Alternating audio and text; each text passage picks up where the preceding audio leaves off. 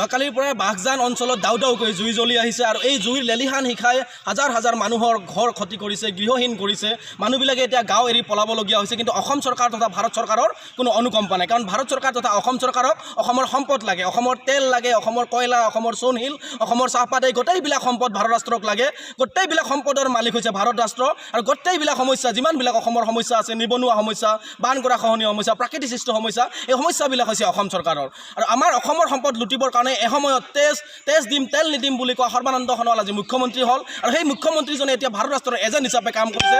Agent হিচাপে কাম কৰি অসমৰ আপোনাৰ লকডাউনৰ সুবিধা লৈ 7খনকৈ তৈলক্ষেত্ৰ তেওঁলোকে ব্যক্তিগত কোম্পানীৰ হাতত গতাই দিলে আৰু এটা গুজৰাটী কোম্পানীয়ে ডিব্ৰু-চৈখোৱা বনাঞ্চলৰ ভিতৰত তেওঁলোকে খনন কাৰ্য চলাই আহিছিলে। এই খনন কাৰ্যৰ পিছত বন্ধ কৰাৰ কাৰণে অসমীয়া ৰাইজে বাৰম্বাৰ প্ৰতিবাদ কৰিছিলে, কিন্তু অসমীয়া ৰাইজৰ প্ৰতিবাদক আওকাণ কৰি তেওঁলোকে বিনা দ্বিধাই তেওঁলোকে ডিব্ৰু-চৈখোৱা বনাঞ্চলৰ ভিতৰত তেওঁলোকে তৈল খননৰ কাম আৰম্ভ কৰিছিলে আৰু তাৰ তৈল খননৰ ফল এতিয়া আমি অসমীয়া ৰাইজে ভুগিবলগীয়া হৈছে।